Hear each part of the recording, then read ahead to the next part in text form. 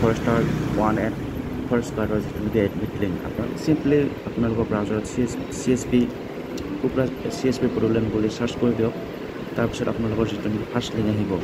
central selection board এইটো তাত আপোনালোকে জাষ্ট ক্লিক কৰি দিয়ক